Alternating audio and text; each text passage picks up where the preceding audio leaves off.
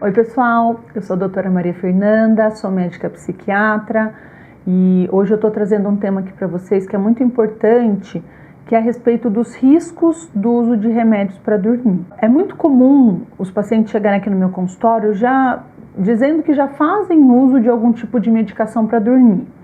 Seja bromazepam, alprazolam, diazepam, clonazepam, zolpidem, melatonina, prometazina. Tem uma série de medicações que se pode fazer uso para dormir. E muitas vezes eles chegam aqui falando, olha, na verdade eu uso porque meu pai usava, aí sobrou, comecei a tomar do dele e agora eu não consigo ficar sem. Ou minha vizinha que me deu porque ela tinha bastante.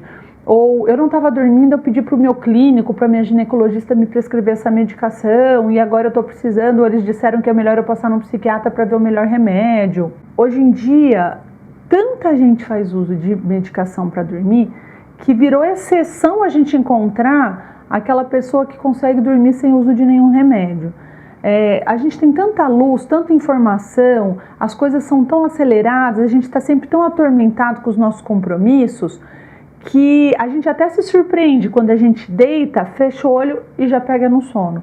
Porque normalmente o que a gente faz é ficar pensando a respeito dos problemas, é pegar o celular, é ficar assistindo a TV, para depois de minutos ou, na maior parte das vezes, horas, eu conseguir pegar no meu sono. Qual é o grande problema das medicações para dormir?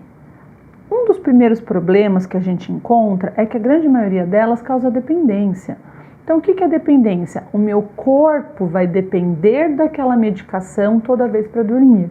Inicialmente, eu não sinto isso. Eu tomo e falo, eu dormi tão gostoso, vou tomar essa noite de novo. Depois eu falo, não, vai que de repente meu corpo vicia, então eu não vou tomar. Mas aí no dia que eu estou estressado, eu falo, hoje eu estou estressado, hoje eu mereço tomar de novo. E quando eu vejo, eu passo a tomar 3, 4, 5 vezes e aí já estou tomando todos os dias. E a dependência vai fazer isso. A partir do momento que o meu corpo vicia, cria dependência na medicação, se eu não tenho essa medicação, eu não vou conseguir dormir direito. Não só não vou dormir, como posso apresentar sintomas de abstinência. Viajei, esqueci aquela medicação, acordo com dor de cabeça, acordo como se estivesse com uma sensação de ressaca, acordo mais irritável. E muitas vezes são sintomas de abstinência da medicação. Além de desenvolver a dependência, essas medicações podem ocasionar também a tolerância. O que é isso? O meu corpo nem fica dependente, ou seja, eu não vou ter sintomas de abstinência caso eu não tome. Mas o meu corpo vai acostumando, ele vai ficando tolerante àquela medicação e eu preciso cada vez mais de doses maiores. Então eu começo com um comprimido de vez em quando eu vejo eu estou tomando todos os dias, dali um tempo parece que eu não estou dormindo tão gostoso igual eu dormia antes, eu começo a tomar 2, mas dali um tempo 2 não está tão legal, aí eu aumento para 3, e assim eu vou aumentando cada vez mais a dose e isso acaba sendo prejudicial para o meu organismo. Um outro problema que está associado a esse tipo de uso de medicação tem a ver com a própria interferência, ou seja, a interação medicamentosa que acontece entre as medicações. Às vezes eu já faço uso de medicações para pressão alta, para diabetes, para o meu estômago, para depressão, da parte ginecológica, anticoncepcional, e aí eu começo a usar essas medicações para dormir e não me dou conta que pode ter interação entre elas. E aí isso acaba me prejudicando e eu não vou ter como prever qual vai ser a minha reação àquela medicação. As medicações serão prescritas apenas nos casos refratários, ou seja, quando eu já tentei todos os recursos e aí eu não tive uma resposta adequada. Então, a primeira coisa que o médico vai fazer é uma avaliação adequada daquele paciente para ver se ele apresenta uma insônia primária, ele simplesmente não dorme porque ele deixou de dormir, ou uma insônia secundária, que é a grande maioria dos casos, em que eu deixo de dormir por conta de outras doenças. Eu tenho uma depressão, eu tenho um quadro de ansiedade, eu tenho alguma outra doença por trás que tem como um dos sintomas a insônia. Os efeitos colaterais dessas medicações não são tão alarmantes como a gente pensava antigamente, mas a gente sabe que tem um impacto do uso prolongado. Então, ainda não está muito certo até que ponto essas medicações impactam na nossa memória, no nosso raciocínio. Já tem alguns estudos mostrando que alguma dessas medicações, se usada por muito tempo, pode predispor a aumentar o risco de doença de Alzheimer, caso eu tenha alguém na família.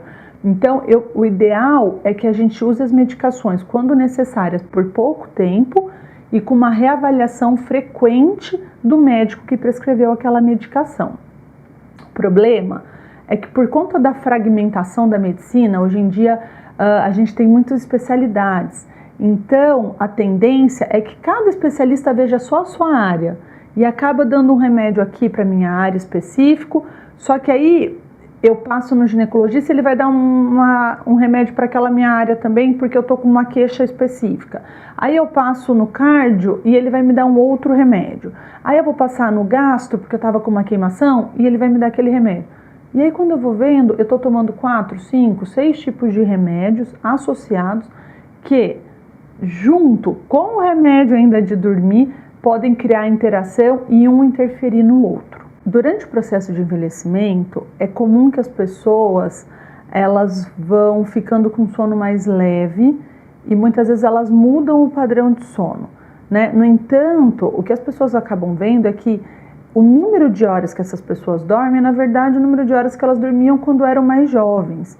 Tem muitos pacientes que falam assim, poxa, eu durmo cedo, mas acordo 4, 5 da manhã. Mas quando a gente vai contabilizar, a gente vê que a quantidade de horas que ele tem dormido é suficiente. Então, não tem a necessidade de eu estar entrando com uma medicação para aquele caso.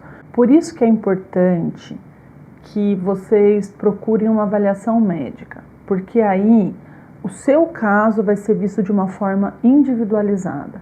O médico vai avaliar seu diagnóstico, se tem de fato um problema de insônia ou não, se é uma insônia primária ou secundária, que medidas a gente pode seguir para evitar o uso de medicação e se a medicação for necessária, ela vai ser usada por um período mais curto, geralmente para avaliar, para regular o teu padrão de sono e então você conseguir seguir sem a necessidade do uso desta. Bom, pessoal, é isso. Espero que eu tenha ajudado. Eu já fiz outros vídeos falando um pouquinho sobre o tratamento da insônia e que medidas comportamentais a gente pode adquirir sem que a gente tenha que recorrer ao uso de medicações para ajudar no nosso sono. O link vai estar nas descrições, então não deixem de dar uma olhada nesses vídeos e a gente se vê na semana que vem com mais um tema aí. Até mais!